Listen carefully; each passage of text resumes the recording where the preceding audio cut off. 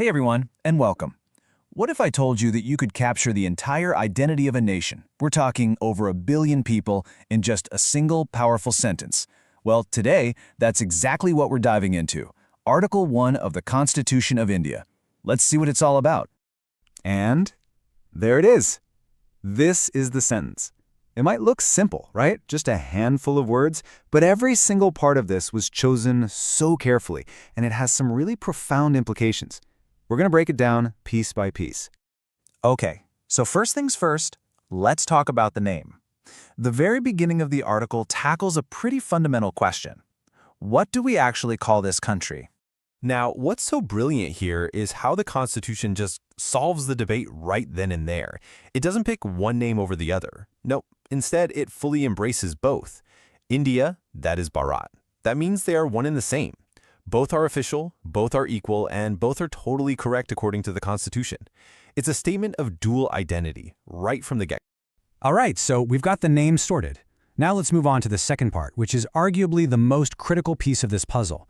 What does it actually mean when it says, India shall be a union of states? This phrase, well, it's the bedrock of the entire nation's structure.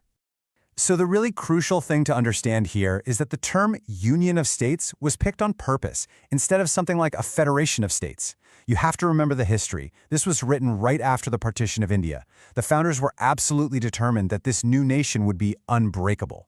So this wasn't just a bunch of states deciding to team up. It was about creating a single, integrated, unified country that happens to be composed of states. The union itself was the main thing, and keeping it together was everything. And making that choice has huge consequences. It means the union is permanent, it's indestructible. The states and union territories, they make up the whole, but no single part can just decide to pack up and leave. This isn't some voluntary club you can opt out of. It's an unbreakable bond, plain and simple. This brings us to the core concept of an indivisible India. And to really get how unique this is, it really helps to see it side by side with another major democracy. I mean, this comparison makes it crystal clear, doesn't it? The United States was formed as an agreement among the states, a federation where states came together to create a central government. But in India, it's the other way around. The country is seen as one integrated whole that's just administered through different states. The power flows from the union down to the states, not from the states up. Just let that sink in for a second. No, state can secede. That right there is the ultimate meaning behind Union of States. It's the constitutional guarantee of the country's unity and its integrity. It's final. It's absolute. So after pulling all of that apart, what are the key things you should really walk away with from this? Let's put it all together in a super simple, clear way. Here's your cheat sheet. The name? Simple. Both India and Bharat are official. The structure? It's a union of states. And what about the status of those states? They're a permanent part of that union with absolutely no right to leave.